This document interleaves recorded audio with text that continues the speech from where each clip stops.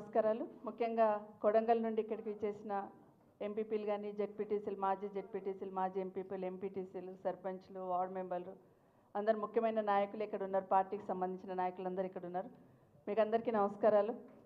చాలా సంతోషం. మిమ్మల్ని అందరినీ ఇక్కడ చూడగానే మీ అందరిలో నాకు నరేందరే కనిపిస్తున్నాడు. ఎందుకంటే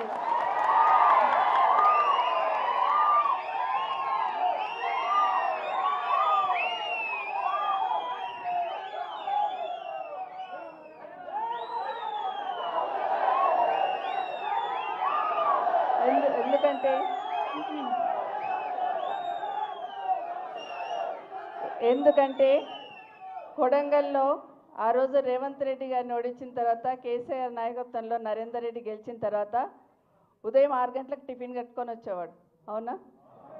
6 గంటలకు టిఫిన్ కట్టుకొని అక్కడికే వచ్చి ఆన్నే టిఫిన్ చేసి, ఆన్నే లంచ్ చేసి, మీ అందరితో మాట్లాడి, మీతో తిరిగి, మీతో డెవలప్మెంట్ అంతా చేసుకొని రాత్రి మళ్ళీ స్కూల్కి వెళ్ళి వచ్చినట్టు వచ్చేవాడు.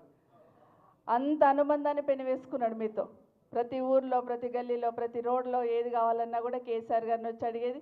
కేటీఆర్ గారు అయితే దత్తత తీసుకున్నారు అప్పుడు కొడంగల్ని, కాబట్టి ప్రాణం పెట్టి పని చేసుకున్నాడు. సరే, మొన్న ఎన్నికల్లో రేవంత్ రెడ్డి గారు ముఖ్యమంత్రి అయితే అంటే కొంతమంది వేసినట్టున్నారు.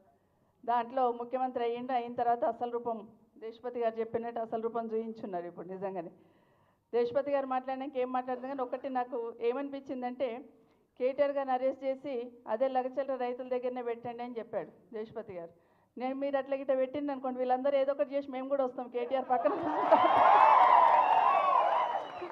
లోపల పోతే నన్ను కూర్చుంటాం కేటీఆర్ పక్కన మేమందరం కూడా. ఎందుకంటే ఈరోజు ఎంతమంది అడుగున అడ్డుకుంటే కూడా, అవునా, పోలీసు వాళ్ళు ఎక్కడ పడితే అక్కడ అడ్డుకున్నారు. అయినా కూడా అక్కడి నుండి పోరాటం చేసి మా నాయకుడి దగ్గరకు వస్తామని మీరందరూ వచ్చి నిజంగానే ఇట్లా ఉండాలి అనేది చూపించున్నారు. మీకు అందరికి ముందు చేతులు జోడించి నమస్కరిస్తున్నాను.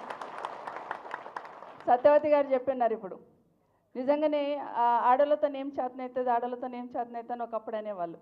కానీ ఈరోజు లగచెల్ర అక్క చెల్లెన్లే ఢిల్లీ దాకా పోయినారు సత్యవతి గారు. ఎంత పోవడమే కాదు, ఎంత గట్టిగా మాట్లాడినారు వాళ్ళు, ఎంత గట్టిగా గొంతెత్తి మాట్లాడినారంటే నిజంగా ఇంకెవరన్నా మళ్ళీ ఇట్లాంటి భూములు అక్వైర్ చేయాలంటే వచ్చి మాట్లాడడం కష్టం అన్నంత గట్టిగా మాట్లాడున్నారు. కానీ అన్నీ చూస్తున్నాం. 2 రోజుల నుండి అయితే అసెంబ్లీలో కానీ కౌన్సిల్లో కానీ కేసీఆర్ గారు డైరెక్షన్తో మమ్మల్ని అందరిని పిలిచి ఏదేమైనా అసెంబ్లీలో మాత్రం లగచర్ల రైతుల గురించే కొట్లాడాలా, వాళ్ళ గురించే మాట్లాడాలనే డైరెక్షన్తో 2 రోజుల నుండి కూడా దాని మీదే మాట్లాడే ప్రయత్నం చేస్తూ ఉంటే, నిజంగా నాయకుడు అనేవాడు నిజంగా అక్కడున్న ప్రజల మీద ప్రేమ అనేటోడు ఉండి ఉంటే ఇమ్మీడియట్గా చర్చ పెట్టి మాట్లాడి వాళ్ళకి ఏం కావాలి, ఏమి ఇవ్వాలని మాట్లాడేవాళ్ళు. కానీ ఆ దమ్ము లేకుండా, ఆ ధైర్యం లేకుండా ఎంతసేపు బీఆర్ఎస్ పార్టీని తిట్టుకుంటూ మాత్రమే అసెంబ్లీ నడిపిస్తున్నారు తప్పిస్తే దాని గురించి మాట్లాడదాం